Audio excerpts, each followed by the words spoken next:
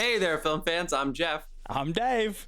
And I'm John, and welcome back to The Love of Cinema, a pod in which we'll challenge one another to discuss movies, both new and old, with a strictly positive critical eye. That's right. And to make sure we avoid lazy negativity, we've decided to make this episode a drinking game. Just this one. So anytime you hear us say anything negative at all, you're going to hear us play this sound, which means that we have to take a drink. We hope you drink along with us for our 200th episode. Pour yourselves a glass, do a shot. It's 200, baby. We made it to 200. Let's Oh my go. God.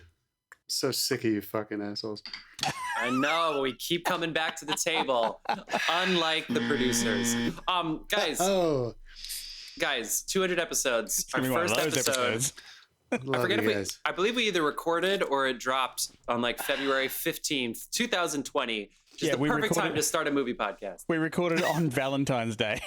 We were single. No, Dave wasn't. I do think it's important to point that out. We were not one of the many fucks that sat around with nothing to do in the pandemic and said, let's start a podcast. We were the assholes who made the choice to do it right before it began. Yeah, we were doing it before it was cool. Not thinking that was going to happen. And those other Love of Cinema bastards that had fucking stopped their shit, they had stopped making episodes, and then all of a sudden they decided, hey, why don't we get back into the podcast game? No, it was ours. It's our name. Yeah, we're the heart, people. You got off the seat. You left it. We checked. Yeah. Anyway, people, 200 episodes. So I reached out to a bunch of people who have been on the show. Sorry, family, that we didn't ask you. Thank you for supporting us. But people who have been on the show, we reached out. So we got voice memos. We're going to kind of leave them going throughout the episode to force all these people to listen to our episode this week. And also, this is going to be a big one because we are still doing our summer movie blockbuster. It's going to be 8 downloads. Face Off.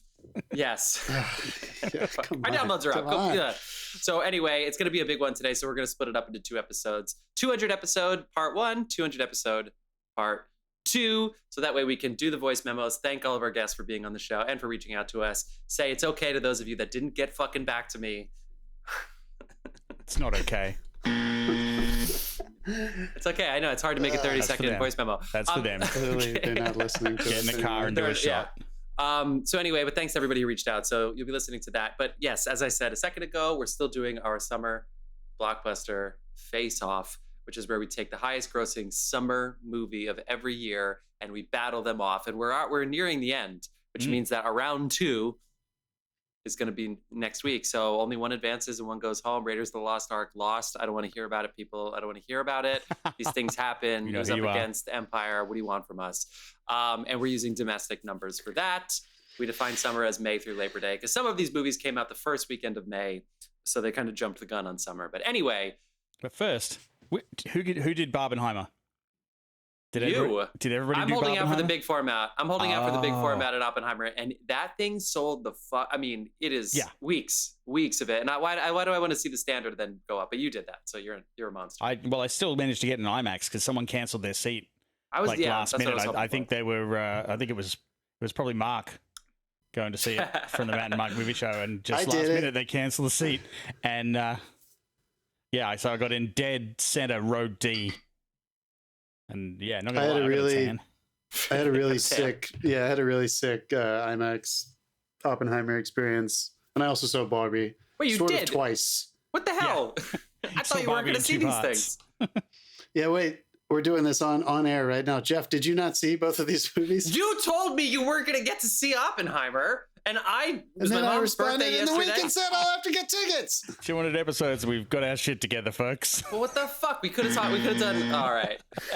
I thought we were. I thought that was the whole fucking point. Listener, you're listening in on our thought process here. No, we're doing the summer Face Off. The high ground. You watched the wrong fucking movie last week. Yeah. It's true. I was so dedicated this week to seeing both of them, despite my ridiculous schedule right now, that I actually saw Barbie sort of twice because at the Burbank AMC 16 theater, halfway through fucking Barbie. This is great, you guys. This is AMC at its best. We really give this company a lot of shit, but this is a real standout for me. I'm in the Dolby Theater at this large AMC. There's a lot of fucking people in there. Halfway through the movie, the lights come on. That's it. Just the lights. Everybody's a little uncomfortable because as you can imagine, like they have to put their dicks away. I'm sorry. Whatever, Kids probably listen to this. I'm sorry. Sure. Dicks away, but we're also, I know everybody's thinking, we're like listed as not for we children live in fucking everything. We live in fucking America in the 21st century. I was like, surely there would be some other kind of announcement or warning if a legitimate thing was happening right now. Is there a shooting? Is there something like why is it a more legitimate announcement happening if they have to interrupt this movie? Leave the lights off, wouldn't you? Somebody leaves the theater and comes back in. A patron. This is minutes after the lights have come on. And just somebody who was in the theater said, there's a fire in another theater. Everybody needs to get out. And we thought they were kidding for a while. There's like 200 people in this theater watching fucking Barbie. They didn't stop the movie. They didn't turn the sound down. There's no fire alarm noise. There's no fire alarm, even though you see those things on the walls. The lights aren't flashing. So after several minutes, everybody's like, I guess we should get the fuck out of here, because more people kept coming in and being like, there's a fucking fire in another theater. Everybody needs to get out of here. So we're like, everybody shuffles out of this theater, and nobody still ever actually found out. Once we got out into the lobby, we could hear fire alarms and stuff. I think an actual fire did break out somewhere in the theater, but fuck you, AMC. Not a single fucking fire alarm sounded in one of your large format theaters with like, how many people you think fit in those things? 300, 400 people? Yeah, that's a serious safety concern. Like even in like the jobs that I have, like when the fire alarm goes off, it's wired into the sound system. It disconnects the sound system and shuts the whole thing down. Of course, something like that should happen. It was crazy. But I'm so dedicated to this fucking podcast. A flashing light, yeah, exactly. I did go see it by myself late last night to watch the first half again and the second half for the first time. You kept saying, okay, cool. I wish I didn't say my dick joke about Barbie. I wish it was Oppenheimer that I made that joke. It has nothing to do with the content of the movie or pervs going to see this. It's a very feminist power. It's an amazing movie. Fuck. I mean, 200 episodes. Well, I mean, the fucking there probably wasn't a fire. It was just some fucking incel threatened by the middle of the movie and pulled the fire alarm. That's probably what it was. Yeah. So Jeff, you have seen Barbie, not Oppenheimer. Correct. And I could have seen it in a standard format. I'm just holding out for the big ones. My mom's birthday yesterday. That makes that 200th episode officially Barbie. Yes. Yeah, I guess that's all we're doing. In which case, we might not need to break this up if we're only doing one movie. Let's do it and let's see what we got. I'm going to mention a few things about listener, Oppenheimer. I think everybody has seen the movies we're going to be talking about for our blockbuster face-off multiple times, so maybe our discussions don't need to be quite as lengthy since we've talked about 3 of them ad nauseum in our franchise face-off, right? I'm going to keep my yearly things quick, too. All 4 of them, actually. We've talked about all of them already a little bit on our podcast. So anyway, so do you want to do why don't we because it's our 200th episode, we had some people leave us some nice messages. And I don't know if anyone ever caught it, but we appeared on a podcast called But a Song. Is Butter just But a Song? Life is But a Song. The email is But a Song. Yeah, because cool. Not Butter Song. But a Song, but life is but a song. Is but a song. Life is but a song. It's musical movies. And what episode we were on there for the Reefer Madness Reefer Madness for their 420. It was his special anniversary episode, right? Was it not? Or no, we did it. It was I just think for their he has 250 episodes. It was for 420. Though. Yeah. It was for 420. His 420 episode. No. Yeah, that's right. There you go. Okay, Dave, let's play. Yeah. Hello, everyone. My name is John, and I host the podcast Life's But a Song. I had the pleasure of having Jeff, John, and Dave on my Reefer Madness episode. When I think of the love of cinema, I think of just 3 chill, cool guys who I wish I went to college with, and we're just nerd out and talk about movies. Congratulations on your 200th episode. I know it's a lot of hard work. Trust me. I look forward to the day of us recording again, because you guys are just fun. A toast to you guys. Cheers. Oh my God! That's cheers, so nice. John. Cheers. You know what? I wish I went to college with you too, because then I wouldn't be so fucking old. Oh man, but the wisdom. That was Dave, nice, wisdom, John. Because we were on the Reefer Madness 420 episode, so I loved. It was super chill. I didn't have an end to my sentence. If you noticed, you know that thing, wisdom. Yeah, John is going to be on our podcast again. We wanted to bring him on these, but our episodes keep getting longer and longer for these face-off things. So sorry, John, you will be on it again. But 4 people debating these movies. I know we'd have to make a phone call to do a decider if we have 4. This fall, okay, that would be awesome. Sweet. Who else we got? Or do you want to pepper them through? We got a few of them. So let's. Anyone remember Chris? Chris Hurt? Oh, Yeah. Chris Hurt? Yeah, he was one of my besties here in Los Angeles. Yeah, you'd never guess. Howdy, Love of Cinema podcast. It's your friend, Chris Hurt, and this is my 30 seconds on the love of cinema. Start the clock. And action. Good movie reference. Oh, yeah. For me, the love of cinema is visiting different worlds and seeing the struggles and triumphs and love and laughter and everything else we associate with being human, but from someone else's perspective. Wow. And the subjectivity and how two people can experience the same film differently, but both come away with a deep and meaningful connection to it. It's an appreciation for collaborative art and what talented people from different backgrounds can accomplish when working towards a common creative goal. It's the way a subtle change of framing, the lingering of a shot, the hesitation in a response, the moments when silence speaks volumes, and just how damn funny even the saddest moments in life can be. There you go. Wow. I love that, Chris. That's nice. Yeah. Does he know that the love of cinema is the name of our podcast? I was going to say, ChatGPT is getting really emotional. It's like, look at him finding a way to very heartfelt, sincerely talk about the philosophy of the love of cinema and basically say fuck you to all three of us. Chris, you know what? That's for you, dude. Yeah, thank you for we can't thank you roast for your him. He amazing... wrote that down. He very clearly was reading. He wrote it down. Like, we can't work into that. Incredible. He put the work did. in. No. I that maybe that was off the cuff, and he's just that good at it. We should send that recording to the studio heads and producers that we're fucking negotiating with, so they can understand what's at stake here. He's basically the Hannah Waddingham in like shutting down the shutting down like the Saudi soccer league or whatever. Remember the Super League? Remember how she did that in Ted Lasso season 3? He basically just gave the speech for why they shouldn't do that. Spoilers. Oh, come on. It actually happened several years ago with FIFA. I can see, though, when I say, what does the love of cinema mean to you? I can see how that's on me. I'm actually, you know what? This buzz is for my co-host, Jeff, who sent this email out to these motherfuckers and clearly didn't make it clear that it was for the podcast. He actually sent it after we recorded a show, in his defense. Maybe he also recorded one. I sent it right after we finished last week. Chris, he thank also you for your recorded heartfelt one. message. It wasn't about us, but I really appreciate it. He actually sent me one that was private, that was just talking shit about Jeff because of his destruction of his work on Mandalorian. That one we could have used. I got like 7 of those. Yeah, we need 2 parts for this episode. We need a part 1 and part 2. Thank you, Chris. I appreciate it. I did mention it was our 200th episode, but I see it's very. I get it. Okay, cool. And one of our sponsors, I may have forgotten to send a message to. So we do have a beer sponsor. Yes. Good segue. His name is Carlos Barroso. You can find him on Instagram. Oh my God. But Jesus Christ. We'll announce our another sponsor. He'll announce himself soon. Yeah. How you doing, Jeff? All right, let's go on. Are you guys ready? Are you ready to start our episode?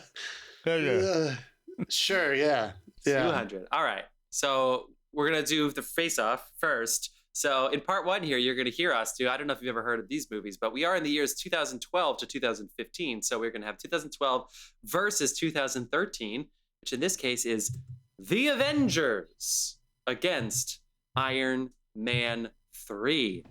Avengers against Iron Man 3. One has to go on, and one has to lose and never be talked about again. That's a good sign of exactly how well structured this show is, because I thought we were doing the other stuff first. But what the fuck, guys? You told me we weren't doing fucking Barbenheimer. I could have gone. I would have figured it out. We texted about it. I don't know, man. I don't know about this. All right, whatever. Here you go, kids. Not reading your fucking text messages. Honestly. This is on me? Yeah, we're making it that. You got to listen to the end of the episode in our What You've Been Watching segment where we talk about Barbie. Do you want to do Barbie first? Dave's going to have to edit the shit out of this episode. We could do that. I just didn't see Oppenheimer because Yeah, well, I'll talk about Barbie. All right, so Barbie first, and then we're going to do our franchise face-off. And then at the end of the episode, or in part 2, you're going to hear us talk about Guardians of the Galaxy. It's not a franchise face-off. Yeah. Jeff, what is wrong? Jesus. What was in that salad that you just fucking shoved down your throat right before we record? We're never getting a producer. Producer would quit. And our summer box office Face Off. In part 2, you're going to hear us talk about Guardians of the Galaxy 2014. It's close enough summer film. Just read the title. Against Jurassic World. We're going to be talking about that later. But first, we're going to be talking about Barbie as part 1 of our Barbenheimer episode. And then I guess we'll do Oppenheimer and Guardians of Jurassic World in part 2. Does that work for you guys? Absolutely. Yeah. Okay, cool. So Barbie first, and then Avengers and Iron Man 3. Do you need a cue music, or should we go right into Barbie? Let's just go right into Barbie. All right, guys. What do you guys think of Barbie? What a sound clip. That was the which Dave just said. Sorry, I said it with such glee too. I should have said it creepily if I'd thought about it, but no. Let's do the usual. I guess we haven't done this in a while, but new movie. I guess let's just go around the horn and kind of give the thoughts. Kind of thing? I'll go last. You'll go last. Jeff, why don't you go first? Since this was the premiere movie that you saw this week in the theater. You thought about it. You're prepared for it. What'd you think, dude? I loved Barbie. I really, really, really did. I think ultimately there's like 1 or 2 things that just kind of slowed down for me that I'm sure other people probably felt the opposite, that like probably really grounded the movie for them. For me, there are like 1 or 2 little things that weren't like my absolute favorite choices. But if you look at the big picture thing, like anything in Barbie Land, fucking 10 out of 10. And that is not a spoiler, that's in the trailer. Anything in Barbie Land, 10 out of 10. Beginning of the movie, and then obviously yada, yada, yada. Anything in Barbie Land, 10 out of 10. I love the montages, whether it's reminding you of like Elf or anything else where they discover the real world. Again, not a spoiler because that's the pitch of the movie, is that Barbie leaves Barbie Land to go to the real worlds when she has an existential crisis. It's in the trailers. The montages discovering the real world, Ken realizing that what a patriarchy is, and her realizing what a patriarchy is, 10 out of 10. There were a couple little things here and there that again, just lost me a little bit, but I really, really loved it. I laughed a lot. And I highly recommend it to every single person. That's it. John, you want to go second? Jeff is sponsored by the company Mattel. If you would like to subscribe. I didn't give it the most glowing review in the world, but I really loved it. I was in 2 theaters, as I said, and both theaters had a blast. So anyone who's alive right now. Dolby again? No, I couldn't. Honestly, I literally couldn't. It is so sold out. It's so sold out everywhere for so long, at least in LA. And I know this is a movie going town, but I mean, it really is. It was hard to find just a single ticket. So I had to go really late at night in a regular theater, and it's fine. You don't need to see this on a super large format. Seeing with an audience is way more important than the format, I think. And I mean, and anywhere right now, I think you're going to get an audience. It's just doing so well. The marketing is just drenching 160 million. Every highest grossing female director film. Like in total between this and Oppenheimer, it's the 4th highest weekend in cinema history. That's awesome. Yeah, it's so I'm divided in 2, you guys, and part of me is very, very anyone who's gonna give opportunity to voice this female perspective. Congrats. 2 of our premier female talents, actor, producer Margot Robbie, who signed on to this first, and then her and Warner's and Mattel hiring Greta Gerwig, and then Greta Gerwig and Noah Baumbach coming on as a team to write the screenplay, Greta to eventually direct it and bring it to life, the marketing that went behind it. I mean, there was so much commercially that is successful about this. And I also don't want to take away from within that hiring from a company who was trying to get their property made. I think in a lot of ways, they did transcend that, what is a business deal on its face, to try to start a Mattel universe in film. And I think they did about as well as they could have. The male jokes about men, like, they resonated with me a little bit better just because I got them when Ken was doing the patriarchy stuff. But the Barbie Land, some of that stuff fell flat for me just because I don't know the world and I don't care about the world, just to be totally honest.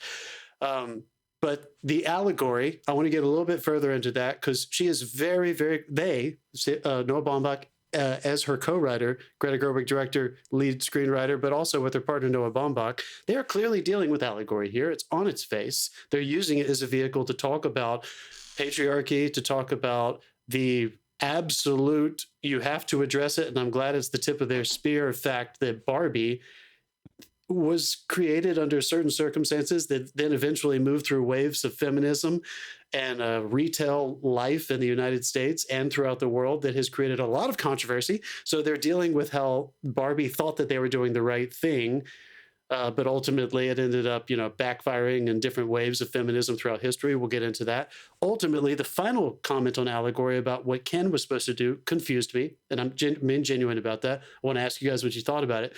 So half of me is confused.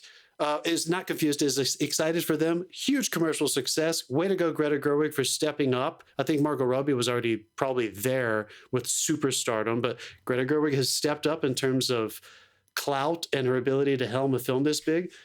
But guys, if I'm being honest, there's another part of me that felt like they made the greatest 2-hour commercial ever made.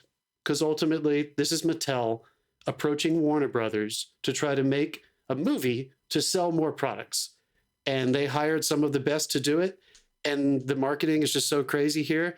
And at the end of the day, I'm a little disappointed that they made a movie about fucking Barbie. If I'm being real, I'm feeling both things.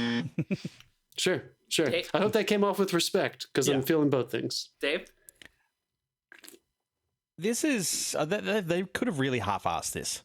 They could have just thrown a couple of toys in, had a loose storyline, and it just didn't. The detail in Barbie World where all the toys are there but blown up to life size, and even the fucking ambulance that pulls up and opens at the back because that's how the toy fucking opens. All of that stuff was in there, and sure, it's going to help them sell toys, but it was also a good thing for anyone who was older who had some of those toys as a kid. They would instantly recognize everything in the first part of this movie. I think this is good performances all round, although Ryan Gosling occasionally shat me with his overacting. I would have there's a couple of bits I would have chopped of him maybe. Yeah, I want to hear that more detail later. Yeah, it happens towards the end. And I'm not really a fan of Will Ferrell. So I don't know if Will Ferrell understood the fucking assignment. But the messages throughout this, 100% behind him. It's got a great message, and I really hope people listen. It's not all about female empowerment, because the conclusion they come to at the end, which we'll talk about in a second. I love this. I had a great time. My theater had a great time. I can't tell you what the thing was that made me laugh out loud and nearly fall out of my fucking chair, but it was Helen Mirren. Yeah, that was a great moment. That was a great moment. Right in the middle of the film out of nowhere. That was a great moment. Really good. Yeah. Because they only used that voiceover 3 times. They could use more of it, for sure. Yeah. They really could use more of it. They did kind of abandon it, didn't they? I agree about something. Well, tell me what you guys think about this. And I know so many people love this movie, and I imagine there are people in this world that would be just fucking furious if they were listening to this. Oh, there are people. They're out there already. And I look, if we were on Rotten Tomatoes, if we were on politics, I don't know about John, but if we were on Rotten Tomatoes, we'd probably give it would be a positive review. You know what I mean? It would be a tomato. It wouldn't be a green, whatever the fuck they do on Rotten Tomatoes. We all I genuinely loved it and laughed out loud. I think one of the biggest thing for me that held it back was, it was the Mattel guys. What the fuck was that? That's the real world, but they didn't exist in the real world. So we got to see the real worlds. Because again, I love Barbie Land. I know what you're saying, John, where some of the jokes didn't land. Even Ken being like, all I do is beach. That personally did not land for me. It's a little sophomoric, being like, I beach, that's what I do, beach. I didn't love it, but they had fun with it at least. I did laugh a little bit at the I'm gonna beat you off. Okay, so that's fun, that's cool. But just all I do is beach, that's my job, I beach. Okay, it's fine. That stuff I'm with you, but otherwise I really love the world. I bought into the world. I don't care about this world either. At least I didn't growing up, but I'm into it. But Will Ferrell, these guys, it wasn't real. There was no truth to it at all. So I personally would rather have Tracy Letts play that role. I would rather have somebody that can actually act, or even Will Ferrell in fucking Zoolander, who was the CEO of a company, but it was grounded. It was actually rooted in truth, even though it was larger than life. But none of that seemed real. So even the people who were playing scared, they were playing scared, but they weren't genuinely worried. I feel like they had CEOs in mind. I don't know. When they were developing this character. It's because it's those blind savior CEOs. It's we're going to help women, but the whole board is men. Yeah, but I didn't believe them though. I feel that was a bummer for me. They really did kind of neuter those characters. Luckily, they're not in a match. Well, because they might as well have been in Barbie lands, because they weren't grounded in this real world. I feel like they could have really done that. And so when Mattel gets mad about Barbie leaving, it wasn't just a joke. It kind of felt like a joke. And I really wish that they were mad about that. You know, they could have had some good tension. Anyway, what else do you guys want to talk about? Do you think that is a consequence of this being backed by Mattel? Just I don't think so, because they tore Mattel a couple of new ones in this. Let's clarify this, because I'm not gonna lie to you guys. I think, and tell me if you knew this, and I did not. I did not know that Mattel approached Warner Brothers, and that Warner Brothers got Margot Robbie involved, and then they all hired Greta Gerwig and Noah Baumbach. I did not know that was how it went. Same. Last year, when we started hearing about Greta Gerwig making a Barbie movie, I thought she was gonna fucking stick it to the man and the woman. I thought that she had this original idea after adapting Little Women so successfully, which was her follow-up movie to her first film, Lady Bird, which did really well. And I was like, uh-oh, here we go. And this was not that. And I guess the context for me does matter, just because this is somebody who's being hired by a toy company to make a movie about toys. There are subtones of that in there, though. Sorry. Just at the risk of spoiling things.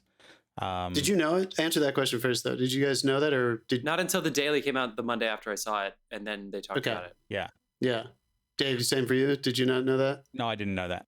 I didn't know that. But I love the way that Greta, she said, she grew up with Barbies, but she never really necessarily felt connected to them, but she was a girl and that's what she was supposed to do. So she did. So I kind of felt the mother-daughter relationship. Now that was a very good, real kind of thing to sort of give us some heart. I thought that was moving. I bet you that's going to definitely my favorite part.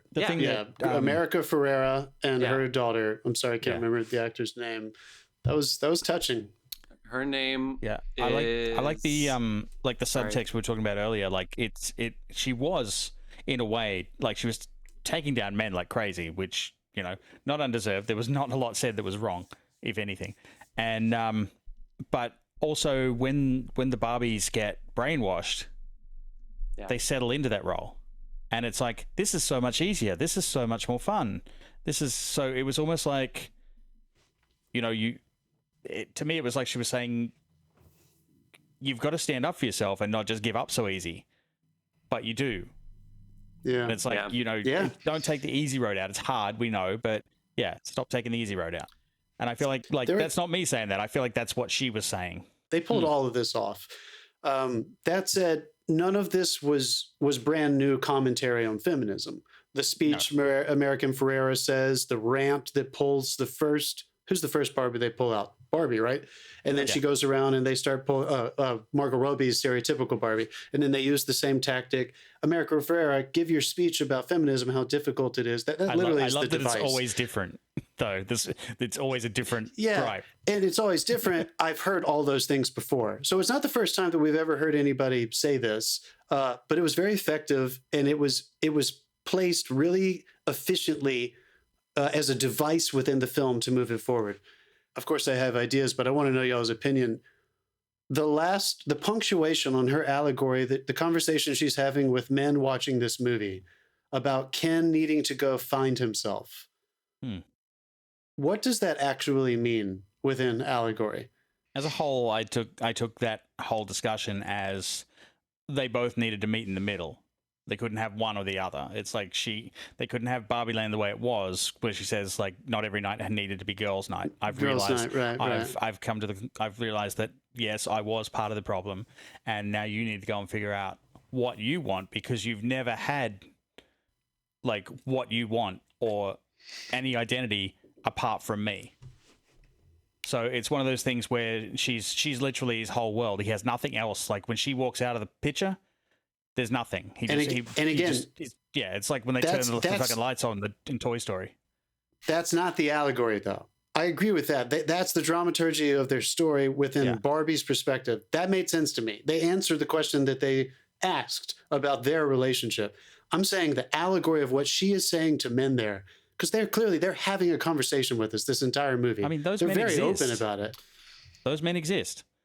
If they don't know what to do without the woman. They exist. But it's reverse patriarchy, where in the whole other time they were basically having an opposite conversation. So is she telling women through Ken Do you see what I'm saying? Well, like this whole thing is about the reverse roles. I think at this point it's because they're both changing. I think it becomes about everyone. It's like you need to have an identity of self before you can include another person in. That person's supposed to complement you, not replace you. And it is curious that Barbie's essentially saying she also was ignoring Ken. She's admitting that. And we knew that the whole time, obviously, throughout the movie. But now she actually is realizing it. So it's also possible that she's saying this because she's ready to let the Venn diagram have a middle section. And I didn't even necessarily interpret it as it could be interpreted, which is basically like, if you find out who you are, then we can be together. It's all about you. I actually I don't know if it was just the performance maybe bringing it in, like the script, as you were saying, had to be that, but like almost sitting there and being like what Dave was saying, meeting in the middle. And it is almost kind of like, well, let's both, like, now that I feel like I'm finding out who I am, you also find out who you are, and then we can be together, because you need to be true to self in order to be able to share that self or something else. They didn't necessarily explicitly go that, but that's what I took from it. And that was enough for me. I think this movie's telling there's no such thing as a perfect movie. I even when I was watching it, I was like, there's a couple things, like obviously they're creating the world, but when you tell the story, you can't highlight every single thing, and if you want to keep this through line. So there's going to be some things where I was like, okay, we have the image of a girl taking Barbie off of the top and just like having her leap onto the ground, and then later just basically having her throw her off, when things start going awry. So we have these little details. We have the Ben, but we don't have every detail. So obviously they like chose some and didn't choose some others, and they started some and didn't finish. So I was like, there's no such thing as a perfect movie. So I guess the emotional through line is what they were going for. Us, we got to, I think all of us here seemed like A to Z didn't quite 100%, but I bought into the world. I bought into their bit, and it did move me. And I feel like there's a lot of people who have no complaints about any of that. The same way that people keep fucking talking about Mission Impossible and nobody's talking about the goddamn plot, but they're like, I love the action sequences. I felt so fucking alive. Oh yeah, I think that's what Barbie is. Because you know what, John, you were right. You said there's nothing fresh about feminism in here. You're right. But to most people going to see movies in the theater with a whole bunch of people, a packed theater, seeing a feminist movie like this, it probably will feel like the first time for them. That was the thing. Because of the whole Barbenheimer thing that somehow lumped these two together. And this crashed. Everybody booked tickets because they wanted to be a part of the thing. But I saw something I haven't seen in years when I walked out of that theater. There are people standing in the street in groups talking about what they've just seen. They're hyped for it. I saw a giant group of people in Barbie attire, like, fandom, straight up, wearing all the things. And this dude walked by me, was like, "Do you guys see Oppenheimer?" They were like, "Oh yeah, totally." Did you see the dad that got in the tutu and everything and took his girl to Barbie? That's cool. Best on ground there. Great marketing campaign. Yeah, well, it was just like this generated something I haven't seen in years, which was a mass like swarming of the theaters for two tentpole films, and then people standing around talking about how much fun they just had at the movies. Yeah. Okay. And just for that, it wins in my book. All right, I'll just be the asshole one last time, because I'm clearly the dissent here, 2-1. I kind of felt like this movie built to a self-effacing Mattel saying, we're a little bit sorry, and we're launching a new product called Original Barbie. And that's what this entire movie actually ended up. From Mattel's perspective, they wanted to make this, and they gave Greta Gerwig, I guess, enough latitude to try to imprint as much conversation and about the feminism and the controversy of the history of Barbie as she could, which I do think she pulled off. But ultimately, I think this whole movie built to America Ferrera's pitch to Will Ferrell's CEO about having an original Barbie. And I think we're about to enter a world where Mattel, Hasbro is doing it with Dungeons and Dragons, where we're going to see people trying to do. I know. So just we're gonna see. I know. I'm sorry. We're gonna see all these companies trying to cash in on what Marvel has done so successfully. And if I'm being totally honest, there's a part of me that's really, really, really bummed out about that. That our most premier talent might be seduced. But Mattel can't. Dave, have you heard me complain about Star Wars and the? I mean, come on, we can. I'm just saying, on the other side of the aisle, I'm not praising him. I did see Oppenheimer, and I'm excited to talk about it with you guys. I have some criticisms. Me too.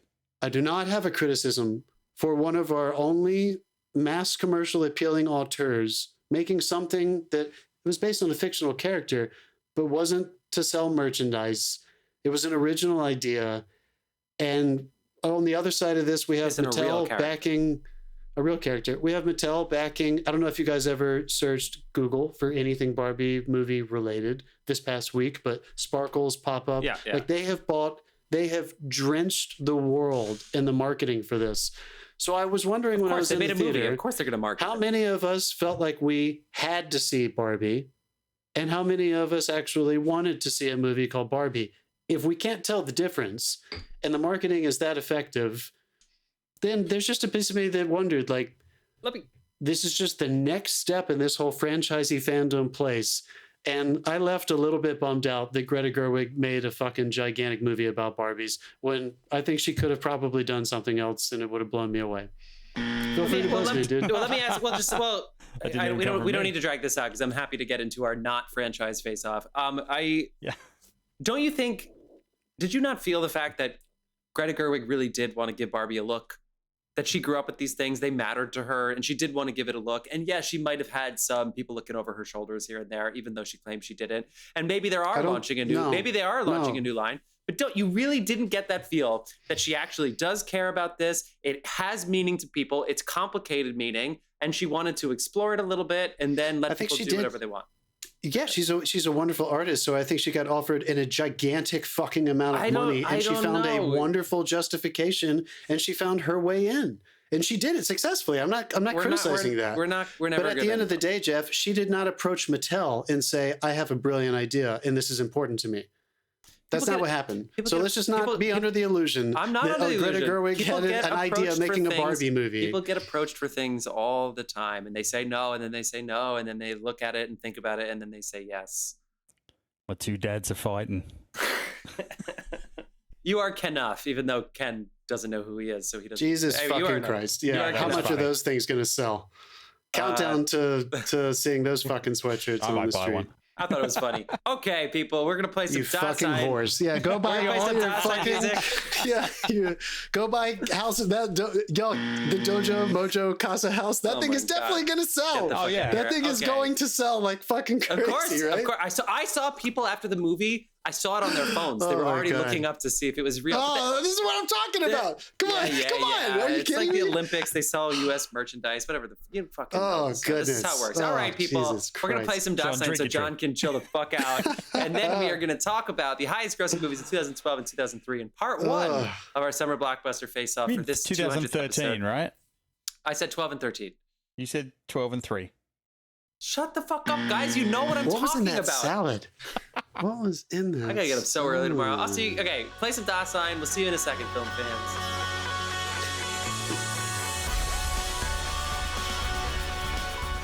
And we're back. Oh, it's still going. Jesus. Oh my God. All right, people. That was our conversation about Barbie. That was Dasein. And speaking of Dasein, let's do it. What's up? This is Dasein, just dropping in to say the fucking Love of Cinema is the best podcast out there. Fuck yeah! When I think of it, I think of laughing. I think of learning. I think of getting exposed to awesome new movies and fun cinema trivia, whether it's through the franchise face-off or the blockbusters or the going by year or by director, whatever. It's fucking awesome. Yeah. I always learn, and I'm always entertained, and I can't wait for more. Hell yeah. Can we please put that everywhere? Can we blast that around? Then we got the second one, because like Jeff reading out his notes. Oh, yeah, and congrats on 200 episodes. Here's 200 more. Oh my God. Yeah. Dasein on all the music platforms. Download and enjoy the music of Dasein. Dasein. Jesus Christ, and dude, it's funny. Great. Do you guys remember when we had Tina on? I do remember when we had Tina on. Yes, Jeff still cringes at night when he's lying awake, staring up at the ceiling. That's a joke, man. So she sent us a message. Hello, Love of Cinema Pod. Congratulations on 200 episodes. That is wonderful. Woohoo! Yeah. And what I think about when I think about the love of cinema is suddenly British. three really nice guys who made a movie podcast / drinking game. Yeah. Except when I was a guest on it, we barely drank. So do better, We love the guys. movie. Do better next time. Hey. Seriously. Lots of Hey. love. Mwah. Thank you, Oh, Tina. Tina, that's The reason so she nice. said that You is should because have me on for Barbie. Thanks. Dave. Dave. I didn't even know we were doing Barbie. Tina, that's not my fault. The Dave, funniest I part blame- is I blame Dave. whenever we hit up Tina to come on a show, like this has already happened once, we never bring her for the movie she wants to talk about. This has happened. This is twice now. So I'm sure we'll She have her at some mentioned that point. she mentioned that we did not drink very much because we had her on for our episode of After Sun, which is we a loved. It's a great movie. brilliant fucking film Yeah. by Charlotte It's Wells. true. I mean, it's And simple. we did Tina, not yeah. drink very much at all for that, did we? It's simple. If you want to drink a lot on our show, come on when we're doing a shitty movie. So that was Tina Nikolova, everybody. Tina Nikolova. You can see her in the film Dark Offering and elsewhere. Thank you so much, Tina. How for much getting did you guys buzz me a lot during the Barbie? I'm almost done with this. Did you buzz me a lot? Yeah, you didn't even. We buzzed you so much you didn't even drink for one of them. Wow, bullshit. I drank for all of them. Well, because you didn't just say like these prap, prap, prap. It was these long negative things. So it was really hard to. Yeah, We had to wait yeah. we had to wait for you to take a breath to buzz you. I my God. Batemaned my way into this situation. Fuck you, Jeff. I actually beat the gut on that because you said fuck you, Jeff, after. Okay, fuck everybody. Let's get into it. Thank you again, Tina and Dasein. We're talking about the Avengers. I should have The peed. Avengers. That's right. This is directed by Joss Whedon, written by Joss Whedon and Zach Penn. As you know this fucking movie came out in 2012, made a ton of money. John, 2012. we're going with domestic numbers here because we are American centric. John, what movies made some money in 2012? I'll keep it to that top 10 and I'll let you take it from there and we'll do some other highlights. But again, domestic, the third and final to Chris Nolan's Batman trilogy came in a clean second. It was released on July 20th. So we'll also call that second for the summer behind Avengers, Dark Knight Rises. A lot of controversy. Kenny did steroids. Kenny from South Park did steroids. And Oh my God, it's still funny. It's still funny. I believe every moment of Tom Hardy in that film. That's when you know it's good, and you can still make fun of it just because it's so. Yeah. The mask and everything is so ridiculous, but I believe it. A little movie called The Hunger Games came out that year, a little bit earlier, not in the summer, in March. That's number 3. I remember that weekend it came out. The first of several. How many, Jeff? How many movies they make of that? 4? 4. 4. 4? Yeah. And there's a fifth that's going to be coming out. There's a fifth that's coming Yeah, a out. prequel. Yeah. Number 4 on the list is Skyfall. That is the fourth Daniel Craig installment. This one helmed by That's 3. Number the 3. third. 3. Yeah. Spectre's 4. It's the third, excuse me. Spectre is 4. This one was helmed by God damn it, who is it? American Beauty, Road to Perdition, Was Skyfall Sam 2? Mendes. Sam Mendes. Quantum It Solace was not is 2. 2. It was not Guys, 2. come It was on. Sam Mendes, Roger Deakins I filmed it. didn't Fucking count Quantum of beautiful Solace. Skyfall. Number 5. It's still the Twilight Saga Breaking Dawn from the year before, which Fucking makes hell. us all really sad because I think Jeff told me that was the worst one he had ever seen. It's the only one I saw. So my impression of that, Actually, that Breaking saga Dawn is Part not 1. very Breaking great. Saga Part 1 is up there, but actually it's the second Twilight movie. That's the worst movie I've ever seen. Okay. Well, I thought that was Breaking Dawn. It doesn't matter. It doesn't matter. I'm sorry. Number 6, and this is crazy because this came out in December. It's The Hobbit: The Unexpected Journey. So the first of the Hobbits. We're counting it for the year. Did you know they made extended editions of those? Because I've watched. I bought them, and watched them. I've just never watched them. They are better than the theatrical cuts, but Dave, you're mean. You're mean. Oh, look at this. Number 7. We have The Amazing Spider-Man. That is Andrew Garfield's first of his 3. Number 8. He was 30-year-old Spider-Man riding Brave. skateboards. Yeah, he was awesome. Number 8, Brave, Pixar, always in there. As anyone who's been listening, you asshole, anyone who's been listening to these episodes, we basically every single fucking year, if not at least every other year, they are always top 10. They're usually top 5 Pixar. That's fucking impressive. Number 9. How many of those are This now is great. blockbusters? 2 right now. Cool. Right? Ted. Number 9. Ted.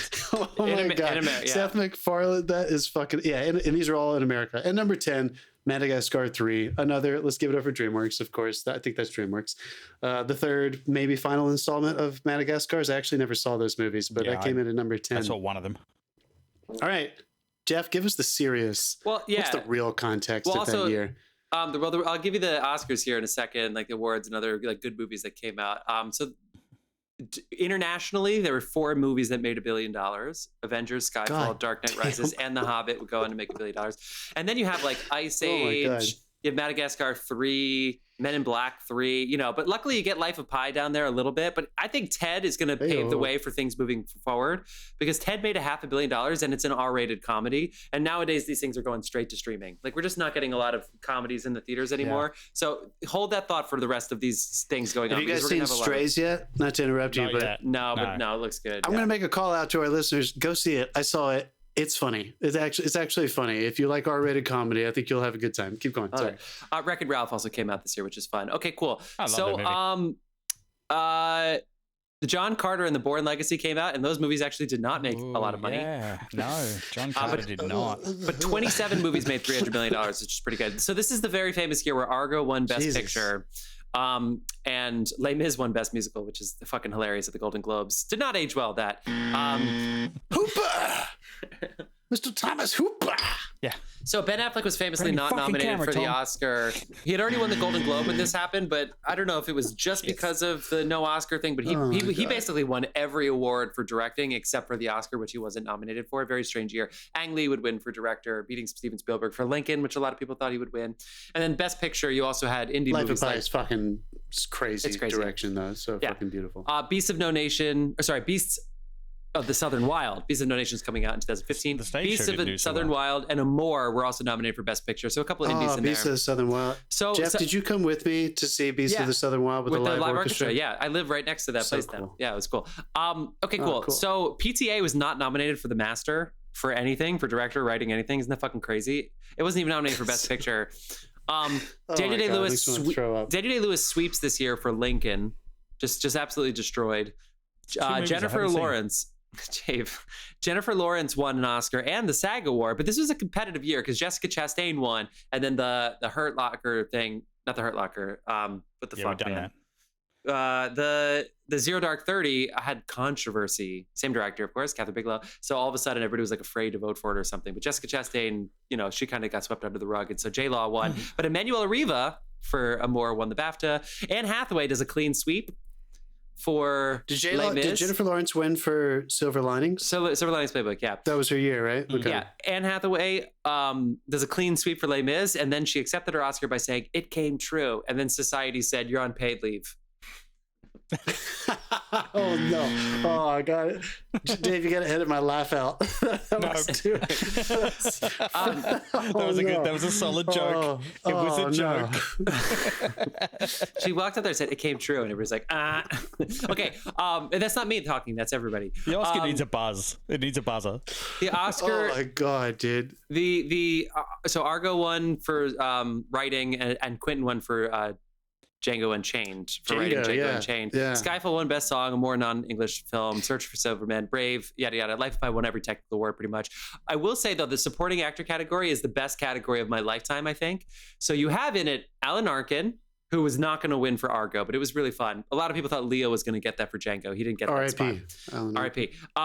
Robert De Niro was somehow like the 4th likeliest person to win for Silver Linings Playbook. More on David O. Russell movies and Oscar nominations next year.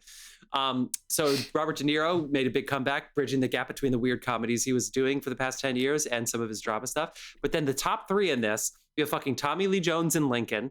You have Philip Seymour Hoffman in The Master. And then Christoph Waltz for Django Unchained, who ended up winning. So that is a monster category, all with people who had already won the Oscar before that, which is really exciting. I don't feel like reading out all these fucking movies that came out this year, although I love like Perks of Being a Wallflower and some of these other movies that are like, you know, YA, but good movies. I'll just say movies that we have talked about on this episode. A Royal Affair, Cabin in the Woods, and Looper all came out this year. And 21 Jump Street made money. Back to those, you know, R-rated comedies making money. I think that's pretty cool. Do you guys remember several episodes ago when I was like, funny. Yeah, it is pretty funny. Do you remember several episodes when I was like, I want to point out the movie Jumper? I thought I was mentioning Looper. So now I'm excited to get on your piggyback. Have you seen Jumper? You know what else is I've never seen Jumper. John, you know what else is funny about that? You should watch Jumper. That'll be even funnier. I also re-listened to that episode, John, and I mentioned Jumper. So you're like, oh, another movie we didn't mention, and I had already mentioned it. So, fuck yourself. Okay, yeah, cool. we do that. I think we all mention these movies way too many times. I just want to give space very, very, very, very, very quickly. Dave, if you only have like a minute or something like that on you, just since we brought up Life of Pi, I think this might be a good opportunity to mention that special effects people who the company very infamously who did the special effects for Life of Pi, by the time they accepted the award for special effects at the Oscars that year, were bankrupt.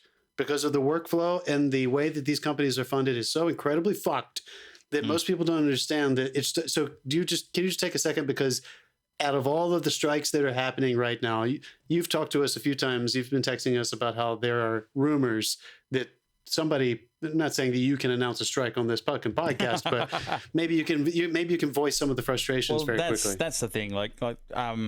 It's a case of shots get doled out to crews, and sometimes they get doled out badly. Now they use multiple effects companies. They don't rely on just one to do the whole thing. But yeah, it's kind of like the gaming industry when they get close to a release. You get to crunch time, and if the directors haven't been too good on communication and notes and stuff, you can end up with a lot of changes at the last minute with 4-day render times on a scene.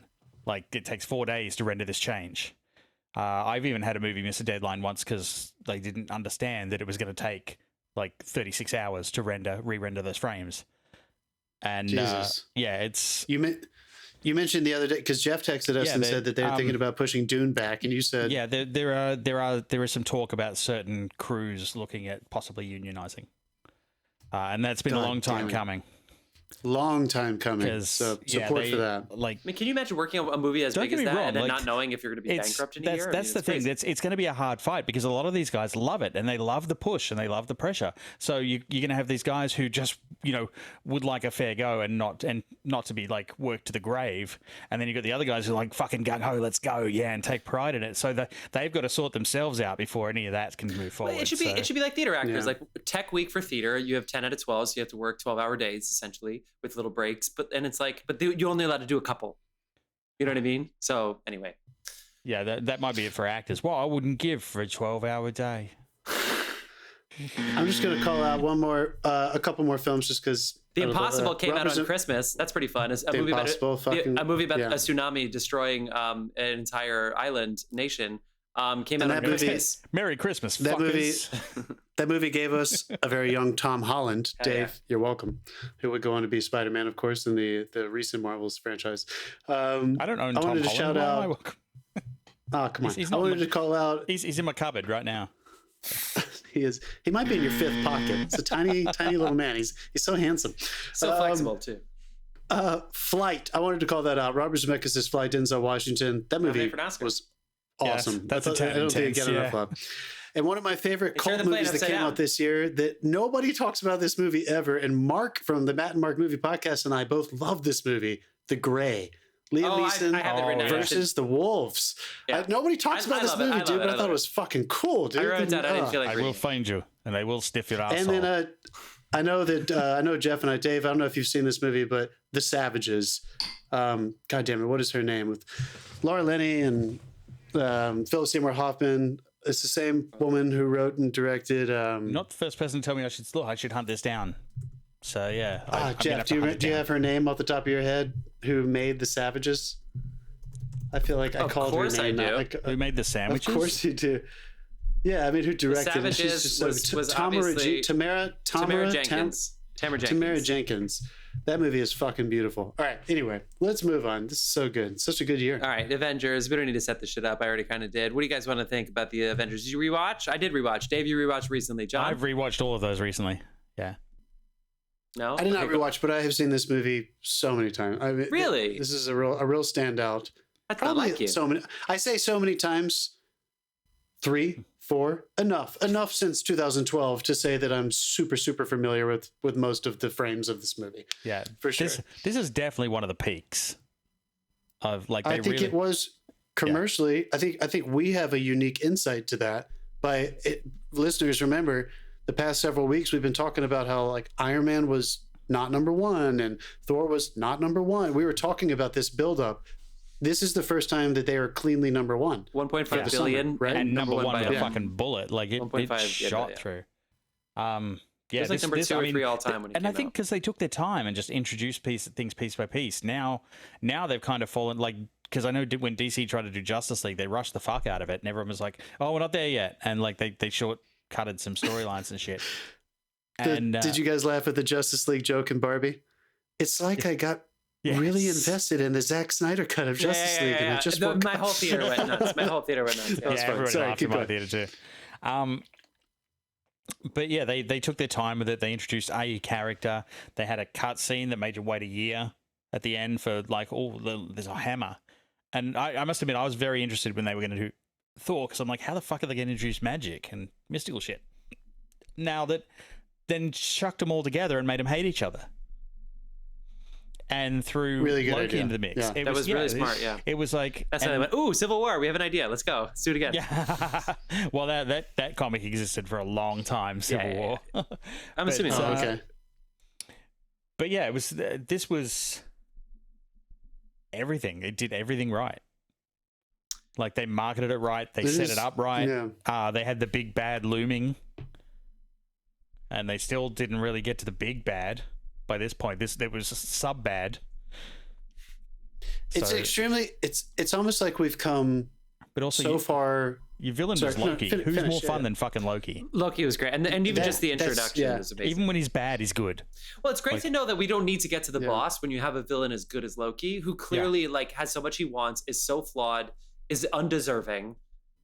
Like, I think that because that's the trick I think with a lot of these movies is they make the villains too big, too bad, and then they kill them right away. And it's like, well, how great could they have been in the first place? Like the Christian Bale character, I'll never forgive from Thor: Love and Thunder. No, me either.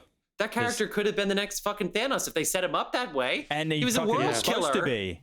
He was a world killer, and then like all of a sudden that's it. It was over. Whereas in this, it was like Loki's simple in a way, but at the same time, obviously, he could fucking fuck the whole world up. Anyway, sorry. What were you gonna say, John? Loki's a petulant child. Like that's basically what he is. What a fucking awesome character. But he has a very simple goal. He wants to rule. He can't rule here. And the rule intro, there. it's so simple. He gets the Tesseract. He could, it's that was, so that simple. was the thing about like this series of movies in their heyday, because you had something as simple as Loki, but he was also a little bit conflicted. But then you had something as complex as Killmonger in Black Panther, where you're kind of on his side a little bit. And again, none of them are Thanos. We don't need that every single time. I love that. Anyway. Yeah. And tell me exactly when this gets introduced in the movie, but if I remember correctly, they're not trying to pull the wool over anybody's eyes. Loki appears before Thanos, right? At what point? No, same. I think it's the same time, because Loki turns up after his meeting with Thanos. So you see it early on in the movie. Yeah, it's like the actual opening. Exactly. So I like that sometimes it's annoying when you're watching franchise movies and then or serialized crime drama stuff, and you think you're dealing with the big boss, and then at the end of it they die and it's somebody else. It's like, there's always someone bigger. I like that they just put it out there at the beginning that there's a mysterious big boss, and I don't think he was mysterious to people who were invested in the Marvel saga. I didn't know who it was though, Dave, and I appreciated that they were like, there is something massive that's going to happen. The reason I loved it so much was because this is really important to say this. Leading up to this movie, all I had been introduced to in terms of otherworldly characters was Thor. Yeah. So it's not that I didn't know that there were characters outside of Earth. And we had spent a lot of time on his planet. I knew the aliens existed and stuff, but the way they introduced the climax of Avengers, the way they introduced Thanos' alien army, it justifies a lot of what happens for the character arcs for Tony Stark that we'll talk about later, and a lot of the other Earthbound characters, superhero Avengers for the rest of the series. And I thought that was just so brilliant that they very consciously acknowledged it at the beginning with Loki paying homage and groveling almost and taking orders before this mysterious boss who was eventually going to have a payoff, but still be kept in some kind of veil by the end of it. And I do love as well that is one of the saving graces of Iron Man 3, like that, which is up against this, sadly, Not sadly. but they deal with his PTSD from this. Yeah. They shouldn't both go on. Fucking crazy. One should stay. Yes, I agree. Well, with this PTSD. is Wait, who's this PTSD? is- Wait, say that again because I was trying to make jokes. What? Who's PTSD? Iron You checked Man's. Tony Stark. Iron Man's. Oh yeah, because of Yeah. I see what you're saying. Because of the whole going to space and sacrificed himself. You've watched this right to the end of the credits, right? With the shawarma scene. I mean, I remember that in the theater. That was so funny. The fucking shawarma scene. Is it hilarious. shawarma or pho? Shawarma. No, shawarma. shawarma. He makes a joke when he comes back when Hulk wakes him up. "Ah!" Yeah. Yeah. And then he's like, oh, Shawarma. so we're good. Let's go. Yeah, I get saw some the shawarma place a minute ago. I was like, I don't know what it is, but I want it. Again, and we can just maybe all shout out some of our favorite moments. One thing that this movie introduced that we had not seen yet, they had not gotten their own movie yet. Yeah. It's the fucking Hulk. So we were all kind of waiting. Well, Hulk did get his own movie. Not this version. Not this Correct. included. Those are included in the Hulk came out MCU.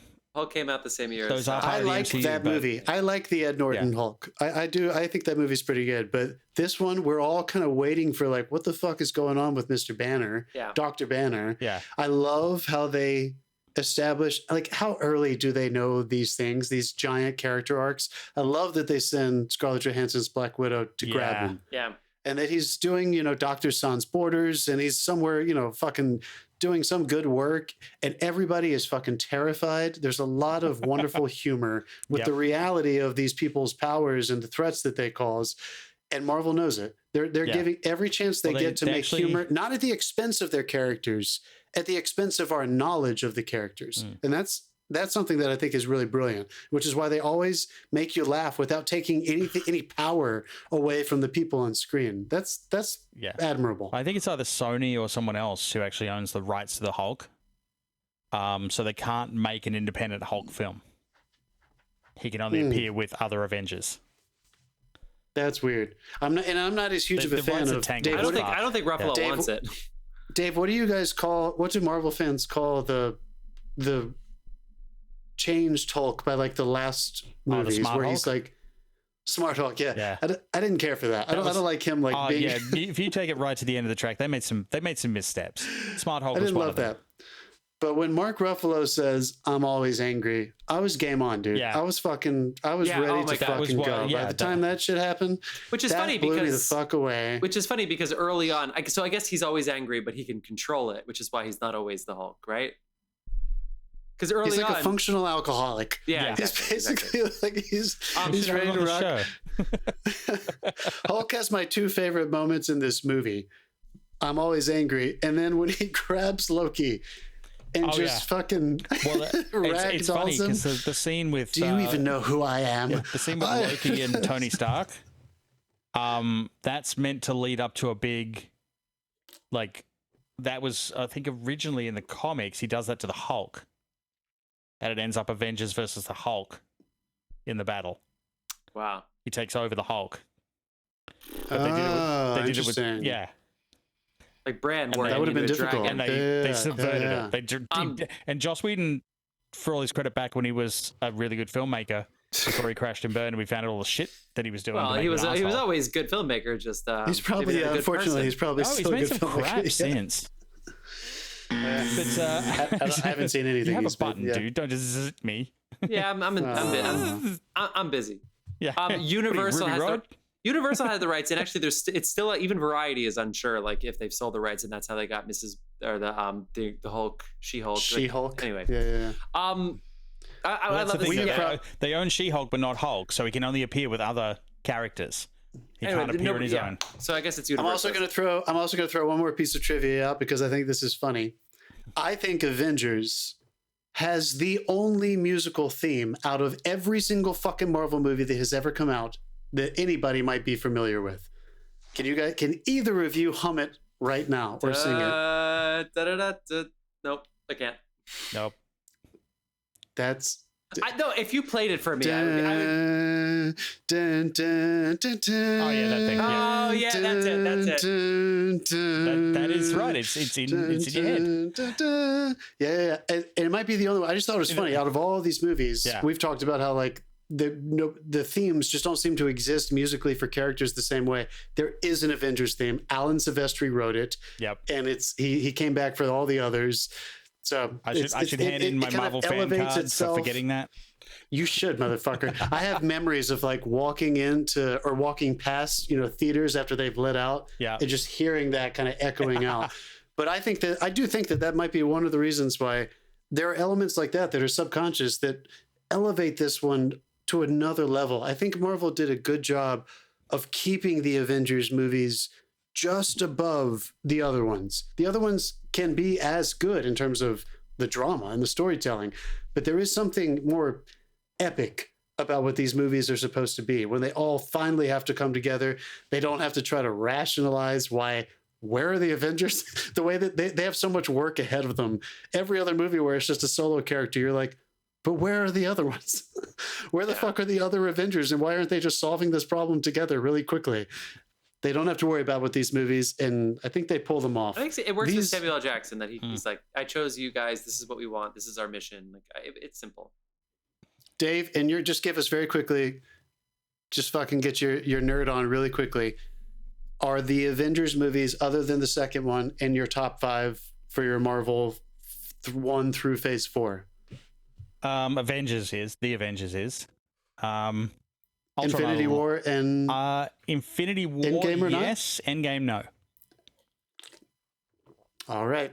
But we're going to get to Endgame. That's the hammer. Let's move on. Yeah. Let's keep going. All right. So we've gone through 28 of our... So we had other things to talk about here. Okay, we're talking about Iron Man 3 now. But first, we got to set up the year, give you some context. 2013. I should say, I forget if I made this clear last time. Both of these movies came out the first week of May. I think I said that earlier in the episode. So this movie actually came out on May 3rd. But we're counting that because it sort of kickstarts summer. So even though it's before Memorial Day, go fuck yourself. It's a summer movie. So, John, what other movies in 2013 made some money in the domestic box office? We're going to keep going with The Hunger Games, number 2. Just boom, boom, boom, rolling right out. It came out in November, and it's still number 2. Catching Fire, yeah. I should probably watch these movies at some time. I think I saw one of them. Anyway, Despicable Me 2. Yeah, I think you saw one of the last ones. I think you came with me. It sounds right, yeah. Okay, yeah, I think we may have gone together. Yeah. Number 3, Despicable Me 2. There you go for some animation. That would have been our number 1 if we only did Memorial Day, and I'm really fucking happy we're not doing that. Okay, good. Because that's the highest grossing like Memorial Day to whatever. Do I number 4? I don't know. Number 4. Good God Almighty, y'all! It's weird even mentioning this movie. You should check out our episode on it where Mark joined us. Frozen. This thing came out in November. It's number 4. Hands down, that's one of the funniest fucking. This movie went on to become it's iconoclastic now at this point, right? It's like it's got this weird, it's a classic aura around it. It's a classic with kids, and it gives parents PTSD. Yes, honestly, yeah, that song it does. Like it's gonna be. We haven't. Nobody hum it. Nobody whistle it, but that's going to be... God damn it!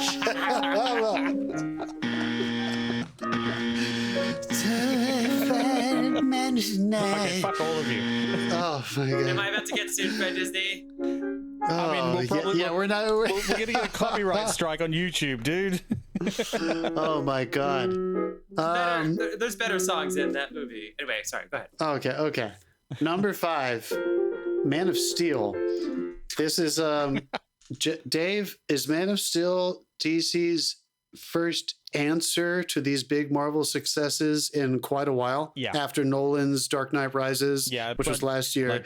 This Nolan is their actually first consulted venture on Man of Steel, actually. He did. He executive produced it, and he consulted on it. He introduced the ending that I really liked. But at one point he was attached to it. Yeah. Yeah. Oh, he came in as a supervising producer, I think, or like a consultant, and contributed to the edit and post production and stuff like that, and ideas for story. One of my favorite trailers of all time was for this movie with Lisa Gerrard singing in the background. Ooh. Anyway, number 6. Monsters University. Give it up, Pixar. I called it every fucking year. These motherfuckers have something in the top 10. Number 7, Gravity. Oh, Gravity. Yeah, dude. Gravity, dude. You want to know a funny story? I waited 8 years to watch that. Gravity? Yeah. Wow. Has some of those. Why did you? What do you mean? I didn't watch it when it came out, and I just waited. Like I saw it. I think I watched it on the plane going to my honeymoon. because it was I a thought long you were flight. like, I heard they're developing this movie. No, you just waited to watch it. Yeah. I watched that movie in a giant theater by myself in New York City. Nobody was there. It was just me. And it was like one of the monsters, there a like in fire? Lincoln Center or something. Gosh, yeah, shut up. Number 8, Fast and Furious 6. Give it up. Number 9, Oz and the Great and Powerful. Raise your hand if you saw that movie. Number 10. I did. All right. Okay. Number 10 was Great and Powerful. Was that the one with Hugh Jackman? No. It was James Franco. Yeah, it was James There we Franco go. and Ew. Oh, yeah. Michelle Williams Forgot. and what's And her name? number 10, Who does number Megan 10, Family Mila- Guy as the Mila Kunis. Mila Mila Kunis. Yeah. Kunis, yeah. She did a great Number job 10 actually. is Number 10 is The Hobbit, The Desolation of Smaug. Anyone who hasn't watched the video Came out of like Mr. a year. Benedict Cumberbatch like crawling around Yeah, in it's his a- mocap suit and doing the Yeah. performance, it's fucking cool. He plays the dragon Smaug. It's got Jeff, wood and everything. hit me. Other movies that made some money this year. You got The Wolverine, Pacific Rim, World War Z came out this year, which is cool. Frozen and Iron Man 3 would both go on to make a lot of money. Frozen would actually out-earn Iron Man 3 with $1.28 billion. At the time, the highest-grossing animated movie and highest-grossing female-directed movie. It would get passed by Frozen 2. Stay tuned for that. They re-released still gonna do Jurassic that. Park in 3D. So Jurassic Park from 1994 crossed the $1 billion mark. Blue is the Warmest Color won the Palme d'Or. And the Oscars is largely 12 Years a Slave Against Gravity is sort of the year that it's remembered as. So 12 Years a Slave wins Best Picture. And Steve McQueen got that award. But the And funny they got thing, Best... I saw 12 Years a Slave, but not Gravity. That's it, yeah. That's probably the right move. I saw that, but I Yeah, good lost for my you. phone and I was doing a real estate job, so I was literally useless. So I went and saw it with no phone and I was really moved. It's amazing, like when you're cut off, I was like, everybody in the bathroom was like trying to hide their eyes. Yeah, as well. I feel like Hold that's on, hold on, an hold on. ad for like. Are you put saying your fucking you, phone away you don't during turn the your movie, isn't it? phone off? Yeah, hold on. You don't turn your phone off during a movie? No, but I dude, just- he I texted just- us during the movie once. Shut the fuck up, guys. I'm just saying that I was so free. How do you have a yellow legal pad and your phone? Okay. Going during Don't a bring movie? a legal pad in. I'm not, what the fuck? John Ridley won screenplay for 12 Years a Slave, but then Gravity won Best Director and it won Best Cinematography. We'll be talking more about Chivo, the cinematographer, Manuel Lubezki moving forward. Supporting actress, of course, went to Lupita Nyong'o, also for 12 Years a Slave. Gravity won a whole bunch of technical awards, yada, yada, yada, blah, blah, blah, blah, blah. Gravity also won score, which is another interesting one since it was largely set in space, but they still got score. Somehow a lot of the sound effects were I love that incorporated to the score. music, which It's is so it's cool. really It's such a good score. So this is the year Matthew In space, you McConaughey can and hear the Jared Leto orchestra. won for Dallas Buyers Club. Space, you can only hear the orchestra. That's good. Kate Blanchett won her second Oscar for I'm drunk. Blue I'm sorry. Valentine. Sorry, Blue Jasmine, not Blue Valentine. That's a different movie. Blue Jasmine. Yeah, very different movie. And other standout performances. So this is I didn't say this explicitly last year, but this is the second year in a row that David O. Russell had 4 actors nominated for Oscars in his movie. God damn, So dude. so this is American Hustle. He had God, that's got to be a good feeling, dude. yeah, in American Hustle he had 4, and then last year in Silver Linings Even when Playbook, you get that's snubbed 8 for your own acting nomination, Oscars in yeah. 2 years, and 1 win, of course, for J-Law. Leo and Jonah were both nominated for Wolf of Wall Street. Shout out Martin Scorsese. Let's go. Oh, I love really that don't movie. feel like mentioning a lot of movies, so I'm going to be quick. Warm Bodies, Gangster Squad got bumped because of the fucking weird shooting and this shooting in the theater scene really fucked people up. Oblivion came out this year. The God, first weren't you there? Were you almost there? You were like I was down the 5 road. miles away. I was at a different theater in Denver, Colorado, seeing a midnight show. Yeah, really fucking weird. Fuck. The Purge, The Lone Ranger bombed, Pacific Rim, Rush came out this year. And then this is actually a great year for indie movies because you had Short Term 12, really kicked Brie Larson and Lakeith into a yes. big thing. Enough Said, Nicole Holofcener, JLG, Julia Louis-Dreyfus, and then Tony. No, sorry, not Tony. Tony What movie? Soprano. Tony Soprano. Jim, Gandolfini. one of his last movies. Nebraska, Philomena, Francis Ha, shout out Greta Gerwig, Fruitvale Station, and Before Midnight. Great indie movies this year. That's it. Let's I'll get also into- call out with the indie movie scene. This was the gestation period of the McConaissance that we would begin to experience a couple years later with Matthew McConaughey's rise back into stardom. Mud came out this year, Oh, right, which yeah. apparently is what Nolan and other people saw. Who's the guy who made Dallas Buyers Club? He saw it, and they all were like, "Okay, look at Matthew McConaughey doing something different, and look what happened there over the next 6 or 7 years." Yeah. True Detective yeah, this might was have been another this year, good too. year. for Matthew McConaughey. I do I'll love that also we call have out- that constant theme of like people who did like comedy movies and stuff like that back in the like the 90s or 80s or whatever, and now they're suddenly getting their renaissance. I do like when getting that happens. older and Yeah. that natural evolution of the comedy into drama. I want to call out because this blows me away every time I watch it. Because I think it was this year. Yeah, the last sequence of Captain Phillips. Oh yeah, That movie was effective, but the last sequence of that when they're finally rescued, unbelievable. If anybody hasn't seen that movie, I mean, yeah. you should check it out. But the ending is really incredible. Was that this Yeah, year? he runs to the back of the boat and he's like, And the numbers I have it is November 2013. to do the side Yeah, gag yeah, on yeah. a You're right. podcast. You're right. 2013. Okay.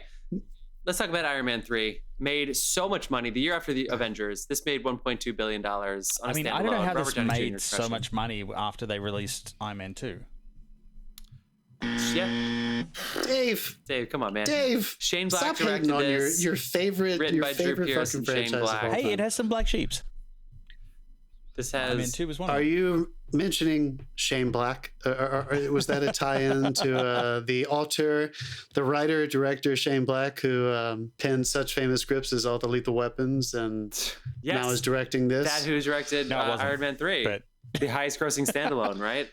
Besides Spider-Man. Coming back together with Mr. Robert Downey Jr. after his writing and directing Kiss Kiss Bang Bang, which Robert Downey Jr. cites as his. He kind of talks about that. Apparently, he started doing whatever martial arts he studies after his recovery from his addictions in the 90s, kind of earning his way back through TV, like Ally McBeal. He started appearing in movies like Zodiac, and then in Kiss Kiss Bang Bang, I think it was in 2004, Shane Black wrote and It was a directed that. great film. That was the first time, so fucking good. Yeah. That was the first time he was kind of at that leading man status again, where he, he's always deserved to be there, but he had a physical prowess as well.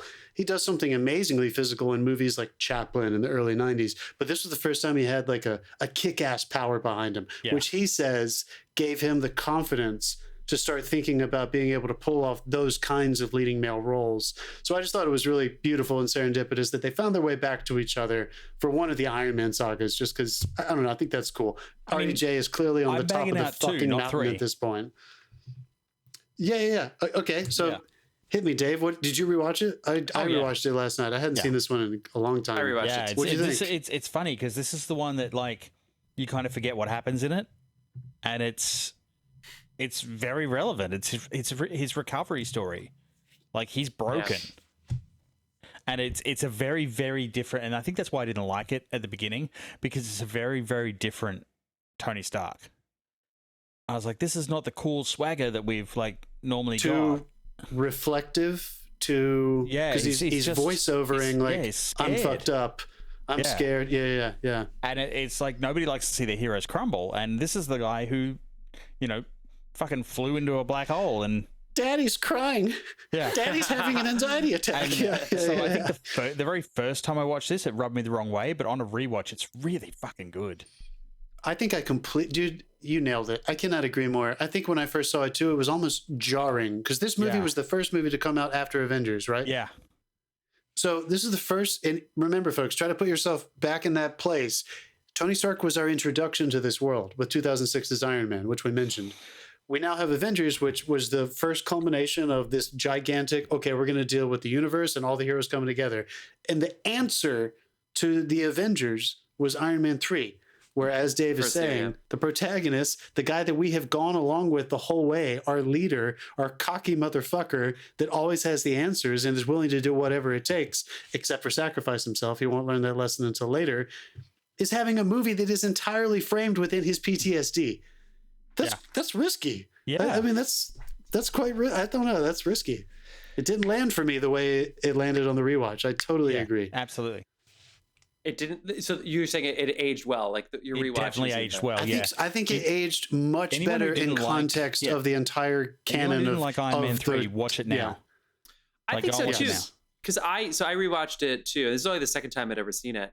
And first of all, I love Guy Pearce. Again, introduced the villain early on. I kind of like being back. I kind of like being back in time. So that's how it opens. It opens in the past where he has Michelle Monaghan. That was fun. Very charming. And maybe a little divisive. Switzerland, that she comes back and she's 1999 working or for him something. and stuff. And so maybe that's a little divisive, but that's okay. That's what these movies are. And I was his like being up late at night to constantly perfect the suit, which saved his life multiple times in the last movie, but he still wanted more and wanted better, and he could see. And then it was getting in the way of his marriage, and then he's living in LA now, not New York, because of obviously the building. Like at the end of the Avengers, like, oh, he's just gonna stay in that tower after it just got fucking destroyed by aliens. That seems like everybody get out of New York City. That's what I've been saying for years. Why are people still in New York City? Everybody move. Yeah, I would live on a mountain. God, your insurance must be going up. Yeah, his rental insurance or his homeowner insurance. Anyway, I completely agree. Because even if you just said this, wearing fucking bling, he's got that much money. Because I mean, being on a boat that's on fire for the final sequence, it kind of just reminds me of all those like 80s and 90s action movies. Like, take your pick. Like, there's somebody. It could be a speed movie. It could be a Lethal Weapon movie. But there's something about the way it's rooted. And these are Shane Black's wheelhouse, right? That's like he made a lot of those. He wrote a lot of this. I think the boldest thing for me is scaling it back and just focusing on this character after the Avengers, which again didn't scale up too much. The fact that Infinity War and all these other movies, they just kept getting bigger, bigger, bigger. The fact that this one is simple again, even though we're talking about fucking Osama Ben Kingsley, like like this huge. God, he's good. Do I buzz that? Trevor Slattery. He is so good. He divides moments into like Trilla moments, dude. Like the fucking minutia of his beat to beat is incredible. When you see him with the two women, you're just like, what? Like, what the fuck is going on? Oh my God, wouldn't go in there for another 20 minutes.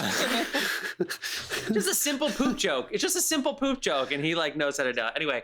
But so there's worldwide terrorism that's going on, but it's always through his point of fucking view. They don't scale out, and I love that. I really I like this movie a lot better than I thought I was going to on the rewatch, to be honest. I felt the same way, dude. I haven't watched a Marvel movie in a while, I guess. Well, certainly not since the more disappointing recent ones that we've all watched. But I feel like some of the Avengers fans wanted more at the time, because if you look at the reviews, it's like some of the diehard fans were disappointed by this, probably because it was scaling back and they wanted everybody to keep turning the screw. Some of those diehard fans are the fucking problem. Yeah, then they get to Endgame, they're like, oh my God, we earned it. And it's like, yeah, you motherfucking, you were so impatient. No, you didn't. You whinged and whined. You whinged and whined. That's what happened. You waited a year for this movie to come out, and then you went, I wanted more. Where's Thanos? Where's... The kid in this is really good, isn't he? Yeah. He's also in Jurassic World, isn't he? We're going to talk about him in just a little bit. Oh my God. Isn't it the same boy? Get the fuck out of here. The one he makes the Christmas joke. Yes, it is 100%. The one he makes the Christmas story joke. No. That's like another random kid. I'm talking about the main kid in Tennessee. He's like, yeah. And the kid from Insidious. What a child star. Yeah, I agree, and I think that's the gist of this movie. Like, of all of the firsts that Dave and I were mostly praising Avengers for, how do you return to a scaled down story for the third time, which is now technically the fourth time, because Stark was in Avengers, so that was technically his fourth movie. Third movie. So how do you come back for the fourth time and actually try to say something new? I love the work that they did with Pepper, with Gwyneth Paltrow's Pepper. That is always ongoing, but it's how do you try to peel new layers off of that and try to make it really exist? I like that they involved some past relationships and how those past relationships, even if they were like a one-night stand, ended up being wonderful commentary on how Pepper and Tony Stark interact with each other, their banter, how it creates problems, how it solves problems. I thought it helped develop character with them. It got me again last night. I knew Pepper lived, but when she first falls, I was like, "Oh shit!" The fight, the stakes that go into him fighting Aldrich, Guy Pearce's villain at the very end. He thinks that she's dead. I mean, there's just there's pretty intense stakes here that are still somehow grounded again back in reality. I don't know if you watched some of the more modern stuff like that came out in the last couple of weeks, but that orange shit seems to be back as well. So they've kind of revived that, I think.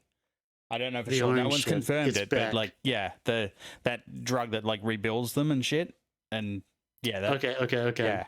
Yeah, that seemed like that was quite a piece of technology to never introduce again. So that's probably good they're bringing it back. It's I've seen something that looks a lot like it in Secret Wars. They also attacked Air Force. They also attacked Air Force One in this movie, so that's pretty cool. Okay. I love when the real world politics get brought in. Like sometimes in these Marvel movies, you forget that there's a real world.